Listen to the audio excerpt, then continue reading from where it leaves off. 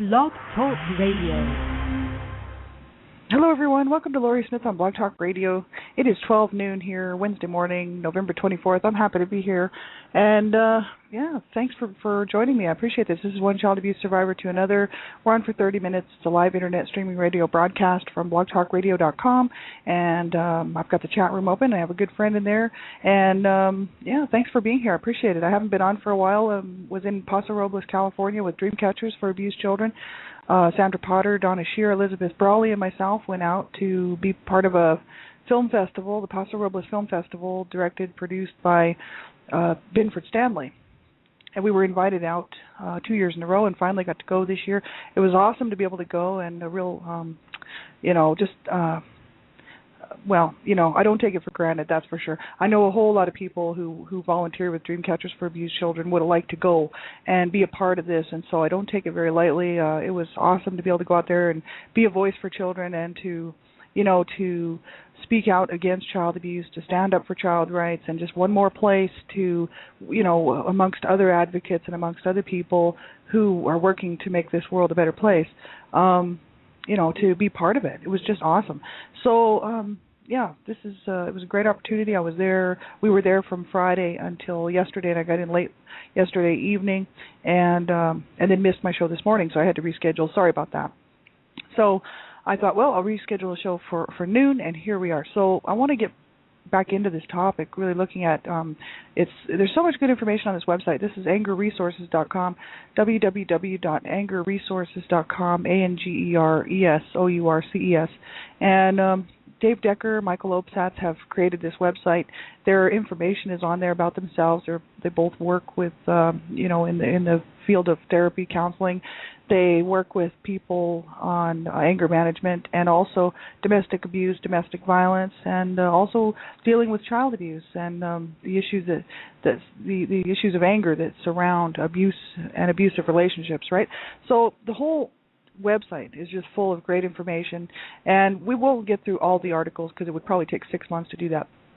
But I wanted to touch on a few that I think were very important in regards to the way that so many people probably feel. I know you don't even have to be abused, to get something out of this website. Let me tell you this. They talk about road rage, how to handle your anger if you've just been used to stuffing it and not dealing with it, and then become explosive, or if you're abusive instead of assertive. Anger is natural, it's normal, and it means that there's something wrong when we get angry. But if we don't know how to manage it properly, we can be either, abusive, right? Or we can be the other way and just stuff the anger down inside and not say anything. And then that's very damaging as well, right? So there are ways to handle it. And this website really deals with all of these issues, and it's just awesome. I think what they've done here is great. You can contact them on their website. They have tools and resources, seminars, counseling, about us. They have self-tests and links and facts, books and videos, and just everything. It's a great website. So we've been looking at this website probably for 4 weeks. I wouldn't doubt that. Going back through some of my shows, I just been sort of taking a look, and we have been on this for a while. So there is a couple more articles I want to cover here, and then we'll probably move on. But a few pages, right? But this particular page today is called Myths About Domestic Violence. It's by Dave Decker, M.A., and I wanted to just take a look at this because so many people, we all have our preconceived ideas about domestic violence and domestic abuse, right? And so much of society feels a certain way about domestic violence, about domestic abuse, and he kind of goes in and talks about these myths about the issue of domestic abuse in general, right? And then discusses them and the realities of what it really is, right? So I want to take a look at this. So thanks, everybody, for being here. I'm not a counselor or therapist. I don't hold any certificates in that area. I'm just a private citizen paying to do my shows, mainly because I'm a survivor of child abuse and I'm a secondhand victim of domestic violence, and I wanted to be just another voice, right, out here speaking out against abuse, raising my voice to help other people who may be survivors who just, feel alone and that there's no help and that they're just on their own, and just to be a voice of encouragement really for people to hang in there and get the help that they need, whether it's counseling, therapists, group support, online group support, calling a crisis line, whatever it is, whatever it takes, right, for people to realize that there is help out there, there is hope out there. But ultimately, it is our responsibility to take the first step and reach out. Quite often people won't reach out to us because they don't realize we're not walking around with signs on our back saying, hello, I was abused as a child and I'm also a victim of domestic violence. People quite often don't even know, right, that we've been abused or that we've had these issues, and so we sit around on our own thinking that nobody cares or that there's no help out there, which is in fact not the truth. And so you have to reach out, and quite often we have to be the ones to be, responsible for that, and also responsible for our own healing journey. I've just done enough looking at this, to know that it is our responsibility as adults in a situation to get the help that we need. We can't expect other people to do it for us, and ultimately we are the ones that need to be completely in charge of our healing and know which direction we need to go in, because we have to take a good look at ourselves and figure out what it is that we need and how to go about doing it, because so many people, everyone's different, right? And so what might work for me might not work for somebody else, and group support might not work for somebody who's just very private and needs to talk to a counselor one-on-one and doesn't want to be part of a group setting. So we have to be taking a look at our own situations and then figuring out what we really need, what our needs are, and then just go for it, right? We have to be very proactive in our own healing journey, and so that's why I'm doing these shows, So you have to listen at your own discretion. I cover all the topics of abuse. It's very sensitive material, I don't sugarcoat it and minimize abuse. I'm just talking about exactly what it is, which is, it's very graphic. It's very horrible and horrific and very upsetting for a lot of people. So if if you're sensitive to the topics of abuse or anything surrounding abuse, then you want to make sure that you're in a safe enough place to listen, that you're not going to hurt yourself or someone else, and you have to listen at your own discretion, right? Young people under the age of 18, I ask that you have an adult that you can listen to my show. So have an adult listen to the show with you, or listen to the show, and make sure that you have permission to listen to my show, because there's a lot of adult content on my shows, and I believe that children should be protected at all times, and so that's why I would ask that you have permission to listen to my show. So thanks, everybody. I really appreciate it, and we'll get right into this article. This is so good. It's called Myths About Domestic Violence or Domestic Abuse by Dave Decker, M.A. It says there is an enormous amount of misinformation about domestic abuse in our culture. Some of the common myths and the reality behind them are listed below. So this is what Dave Decker's written here. And he says, myths about the issue of domestic abuse in general. And he lists off quite a few, actually. The first one, domestic abuse occurs in only, quote-unquote, certain types of families. And that's what a lot of people might think, right? That's a myth, right, that domestic abuse occurs only in certain types of families, right? For example, being low income, uneducated, young, unsuccessful, or a person of color, right? And that's what a lot of people think. They just think that domestic abuse only occurs in homes where there's, the low income, poverty, level people who are uneducated people who are young, young parents, people who are unsuccessful, people of different ethnic backgrounds, right? And actually that's not true at all. The reality, he lists here the reality. Abuse occurs in all social, racial, economic, educational, age, occupational, sexual orientation, personality, and religious groups. Although lower socioeconomic abusers and people of color may be more likely to come to the attention of legal authorities in our society. So that's the whole issue. Abuse is happening in all of those, everywhere. It doesn't matter how much money you earn. It doesn't matter what your ethnic background is, what your religious background is, what your educational background is, how old you are. Abusers are abusers, period, and they come in all shapes and sizes and genders, right? So a lot of people just think, they have certain perceptions of domestic abuse and abusers, and it's generally false, right? Domestic abuse, the number 2 that he lists here, domestic abuse affects only a small percentage of the population. And the reality is that, in fact, domestic abuse is often underreported, and FBI statistics indicate that 40 to 50% of all women 18 and over will experience at least one incident of physical violence in a relationship with a partner. So that's 40 to 50% of all women 18 and over, according to the FBI statistics, will experience at least one incident of physical violence in a relationship with a partner. And this is we just know this. I mean, most of us out here probably could say that we've known someone in our lifetime who has experienced abuse, whether it's domestic violence and abuse or child abuse. And that's the sad part. That's what the reality of this is, that it affects a lot of people directly. It affects so many people, and indirectly actually affects a lot of people, because the families of these people who are being abused are also affected, whether it's the children in the home, whether it's the parents of the victim, or the siblings of the victim, having to deal with knowing that their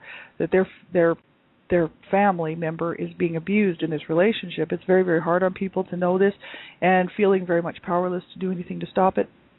And if there's children involved, which quite often there is, it's absolutely horrific. A lot of parents think, well, if people who are in domestic abuse and domestic violence situations, if it's just the parents, they're duking it out or fighting or whatever, or one of them is abusing the other, and the children are not really participating. They're not abusing their children necessarily, right? And the children are just off in the bedroom. Sometimes parents will think, oh, well, the children aren't being affected because we never fight around them, and, they've never seen any of the abuse. But that's not the case at all. The children in the home will know what's going on. They have ears, they have eyes, they have feelings, they know and understand what's happening. And even small babies, they do the research, they do the reporting, and they know that even babies in the womb are affected by domestic violence and abuse and violence in general, because they can hear and they can feel, and the toxins and all the different different things that are released. I forget what they're called, but they're these things that are released into the body when there's any kind of what do you want to call that? When someone's going through trauma, right? Any kind of trauma, your body actually releases all these things into your bloodstream, right? And that can affect the baby as well. So even the baby, the unborn baby that's still in the womb, will be even affected by violence and domestic abuse, right? They've done enough studies to know that is actually the truth. Domestic violence and abuse affects us all in one way or another, and it's incredibly sad, and it's horrible that this statistics is just crazy. 40 to 50% of all women 18 and old and over will experience at least one incident of physical violence. So that's just one incident, and we know that so many people have a lot more than just one incident, right? And the third one that he talks about here is domestic abuse is only serious or real abuse when it is happening all the time in a relationship. And then he writes here, the reality, even one violent act or threat of a violent act can create an atmosphere of fear, humiliation, intimidation, and terror for the victim. And, so that's just the thing. A lot of people think, well, it's not really abuse if it just happened one time. Let's say someone's partner, whether it's a man or a woman, abused them one time. So many times people will look at that and think, oh, well, that's no big deal. It was just one-time incident, and how could that be damaging, or how could that be harmful to that person? But actually, all it takes is one time for a partner to act out violently around the other partner, to threaten them of a violent act. They might not even have to physically abuse them, but it's the threat and the fear of violence that can really cause a lot of damage, and then they think the next time, well, what's my partner going to do the next time? And we know that women can be abusers too. I'm not gender biased, and I know women and men, anyone can be an abuser. It's a choice, right? So people just don't often think about that. That they think it's always men that abuse, and actually that's very it's totally untrue. That is a false issue, because people don't want to admit or even think that a woman could be an abuser. But actually, I've known all my life, I've known women who are very abusive to their partners, and physically as well as emotionally, psychologically abusive to their partners, to men, and and then I've known men who are abusers. So see, I've seen both sides of this, right? And all it takes is one time. It's like a parent, all they have to do is hurt their child one time, really bad. And that child will then forever have in the back of their mind that could happen again. And that even if the parent never did that again, the fear of that is always there, that the parent could hurt that child again. That the child might think, well, if this happens again because of what happened last time, this could happen again, and my parent could hurt me again. So that's the same exact thing in a domestic abuse situation, where the other partner, all they have to do is hurt that partner one time really bad, and then from then on, they've got them intimidated and living in terror and fear that could happen again, right? And so it is very damaging. And just because abuse, people might think, oh, well, my partner only hit me once, or this only happened one time. And a lot of people think, oh, well, that's no big deal, but it is. It's extremely damaging. They said, Dave Decker here says, number 4, domestic abuse doesn't occur all that frequently, isn't that big of a problem, or doesn't really exist. This is a myth. People think that domestic abuse doesn't occur all that frequently. It isn't that big of a problem, or doesn't really exist, quote unquote. That's what he says here, that so many people believe that. And the reality is it is estimated that 2 to 4 million women are battered each year by their husbands, ex-husbands, and male lovers. And according to FBI statistics, 1,400 to 1,500 women are murdered by their partners each year.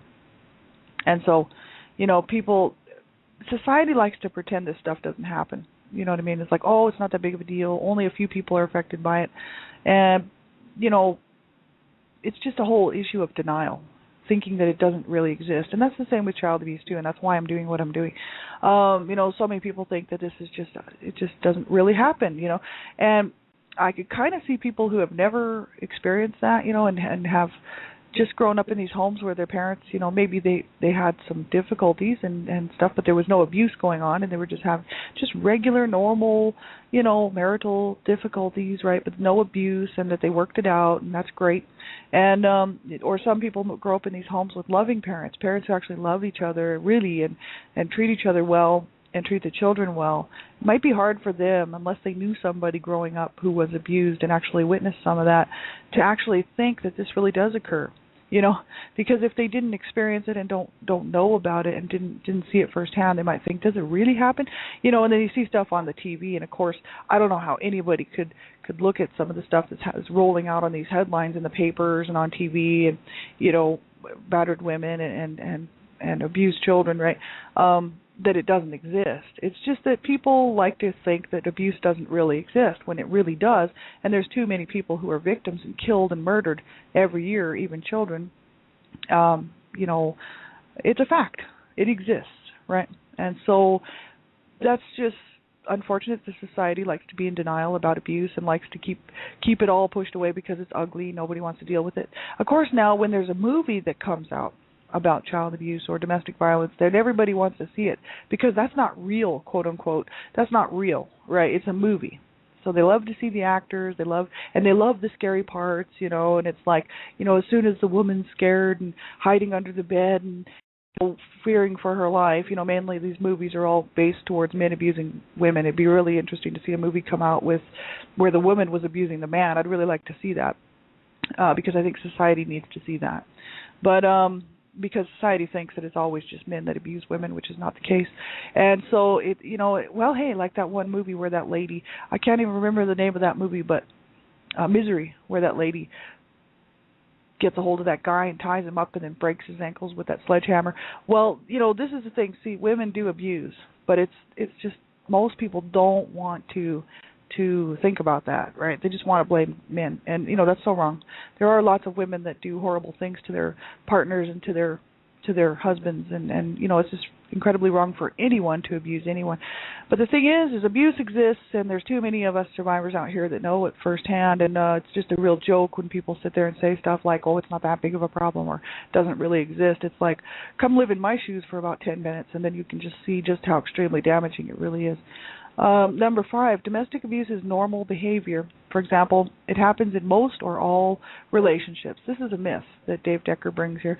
Domestic abuse is normal behavior. It happens in most or all relationships. And the reality is, it says most relationships do not have a pattern of coercive, demeaning, intimidating, or violent behavior between partners. So then there's the other side of the coin that he's bringing out here, is that a lot of people think, oh, every relationship has domestic violence in it.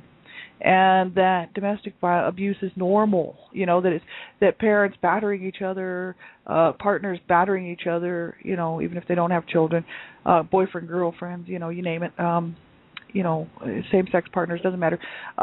Battering each other is normal, and it's not. It's not normal, but because the whole issue is that there are people out there who have these awesome relationships. And so we know that domestic abuse is not happening in every relationship. It shouldn't be. Thank God it's not, because it should never happen. No one should ever abuse anyone else. This is the whole issue. I don't mind. I got however many years left on this planet, and I'm going to keep on speaking out against abuse because I got nothing better to do with my time. I finally decided after I got off the couch 3.5 years ago to be a voice, and I thought, hey, I've got nothing better to do with my time than to try to make a difference in this world, and I hope everybody gets on the bandwagon and does whatever you can within your own capacity, within your own abilities, to speak out against abuse because it's so incredibly wrong. And we've got to change this, and I think that our generation should do it, right? He says here, number 6, physical violence is the only kind of abuse that really matters. And that's a myth, right, that people might think that physical violence is the only kind of abuse that really matters. This is what he's bringing out to us. And the reality is, victims frequently report that emotional and verbal abuse leave devastating and debilitating scars that often take longer to heal than the damage created by physical violence. Well, the whole issue with that is, people think that, there's no such thing as abuse except for physical abuse, because you can see the damage done by physical abuse, whether there's broken bones or scars, burns or, surgeries from, being pummeled, somebody, or stabbing someone, right, in a domestic violence dispute, or domestic violence situation. The whole issue is that physical violence is really just one part of it, right? With physical violence comes the emotional abuse, and the psychological abuse comes hand in hand with physical violence. Because if you've ever been attacked, then physically by someone, whether it's your parent or someone in your life, a boyfriend, girlfriend, or a rapist, or your husband or wife, right? If you've never been attacked, you might not realize how psychologically damaging that really is, and how emotionally damaging that is to have the person that supposedly loves you, attack you and physically hurt you. Generally, when somebody is physically beating on someone or physically abusing them, they're not sitting there saying, "Oh, I love you so much," and then bashing their head into the wall. I mean, there's a whole lot of anger and violence and terror and rage going on when there's physical violence, because generally we're not talking love taps, we're not talking love pats, we're talking people, punching each other's partner's lights out, you know what I mean, possibly breaking their nose, broken teeth, split lips, broken eye sockets, busted head. Right. This is the reality of physical abuse, right? And the whole issue is that generally they're not sitting there saying, "Oh, I love you so much," and then kneeing them in the face. Generally, they'd be calling them names, swearing, cursing, screaming. There'd be a lot of terrorizing, and that's the whole issue. If you've never been attacked like that, then you wouldn't realize the emotional and the psychological damage done from that, right? So physical violence is just one kind of abuse. You don't even have to be physically abused, to be completely damaged by somebody. And a lot of people think it's only physical violence that's damaging. I'm a victim and a survivor of all the different types of abuse, and I know that emotional abuse, psychological abuse, verbal abuse is so incredibly damaging that it rips people apart. It literally kills them on the inside. So even though they're not in the body bags, they're not in the morgue, thank God, they have a lifetime of these issues to have to work out, because when someone who loves you has psychologically got you to believe their abusive, their abusive words towards you, whether it's your partner or your parents or whoever in your life has been doing this, people who bully people, children who bully other children. Abusers are abusers, and they choose to do what they're doing. If you've been berated long enough and made to feel that you're worthless and made to feel that you're useless and that you're all these different things that in the back of your mind, you start to almost believe them that it's true. And especially if nobody else steps in around you to say, that's absolute garbage, don't listen to that. If you have parents who are abusing you and they're both doing that, and the siblings don't come behind, or somebody else come behind the scenes and say, look, that's not right what your parents are saying to you. Even if there was no physical violence, so a lot of times parents will belittle their children, berate them, call them names, say these hurtful things to them, and over and over and over and over again, and make the child feel so useless and so small, and crush them. Like, that's what they do. They're crushing them, and that's their way of controlling the child. Right. That's the parents' choice to do that. They don't have to do that. They're choosing to do it. Right. And so, it crushes people's spirits, you know, and men and women who are in these abusive situations, just like children, you know, they almost start to believe this stuff. Maybe it's true. Maybe I am worthless. Maybe I am useless. Especially when they're just pounding it into your head that's the truth. You know, after a few years, or even 10 years or 15 years of that, you know, it starts to work its way and worm its way into your mind that that's very possible, that that's true. And if nobody comes by and says that's completely wrong, don't believe that. That is not true. You know, it can kill a person inside day after day after day. So that's why he says here, victims frequently report that emotional and verbal abuse leave devastating and debilitating scars that often take longer to heal than the damage created by physical violence. Because, I mean, bones kind of, people whose bones have been broken and stuff, that, you know, there might be some residual pain, but the pain in the heart is so much more painful. You know what I mean? Because it's the pain inside your heart. It's like that's what abuse does to people. It breaks their hearts. A shattered heart, you know. It's incredibly hard to get over something like that. And you know, you can quite often, you can sadly enough have to deal with the physical damage done, you know, from physical abuse. But that's not where the issue is. It's what's going on in your heart and in your mind, broken minds and broken hearts. That's what abuse does to people. And those scars, if people don't get help with that, you know, that stuff is deadly. And it causes a person to die inside. And even if they're still walking around a shell of a person, you know, their spirits are crushed. And so that's why emotional and verbal abuse and psychological abuse is so incredibly damaging.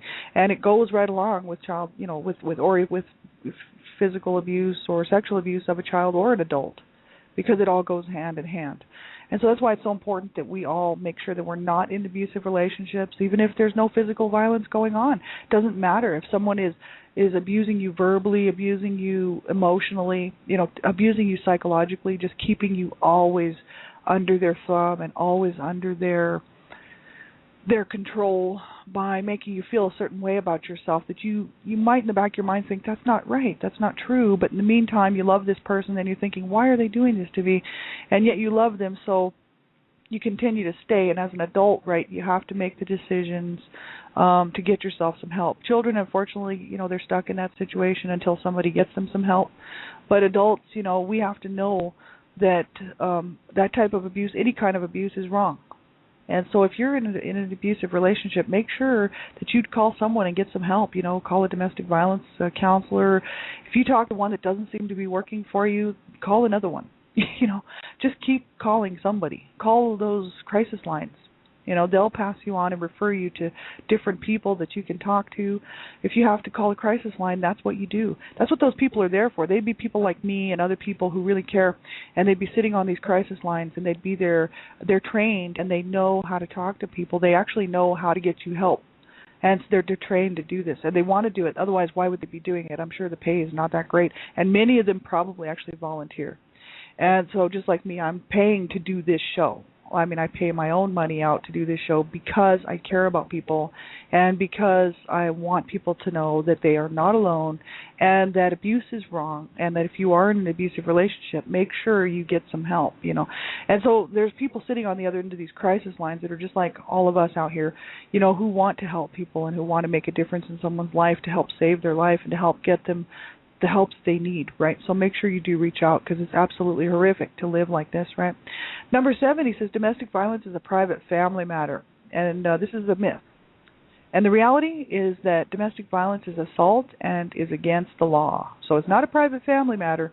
And let me tell you what, domestic violence, domestic abuse, abuse of any kind, child abuse is all against the law. And so if you know that a child is being abused, especially a child, you have to report it. It is the law. And if you suspect a child is being abused, do the right thing and make the phone call anyway. And, you know, at least you try, right? Make the phone call, try to save that child's life, right? It's so important. We have about a minute left. We'll have to finish this up tomorrow. I'll be back on my normal time tomorrow. I'm going to be up 6 o'clock a.m. on time tomorrow, setting 2 alarm clocks to make sure that I do get up. So I will be here tomorrow morning. I'll be on tonight on my own show as well as Dreamcatchers Talk Radio, www.blogtalkradio.com/Dreamcatchers. And I'll be on there tonight as well. So I'll be on tonight later on. And if you need something, get a hold of me on Blog Talk Radio, Facebook, wherever, and have yourselves a really good day. Thanks, Ken King, for being here. I appreciate it, and hope you're having a great day, too. I have a good friend in the chat room here, and thanks for being here, everybody, and for listening to my shows. I appreciate it. It's been a 1-year anniversary for me on the 22nd of November. It was 1 year on Blog Talk Radio, so thank you so much for tuning in and listening to me day after day after day, and I hope that my shows are helpful and helping someone out there, just to realize that we have to keep holding on. We have to keep working, to get help, right? And never give up. Never, ever give up. That's a big message for me today. So have a great day, everybody. Talk to you real soon. Bye-bye.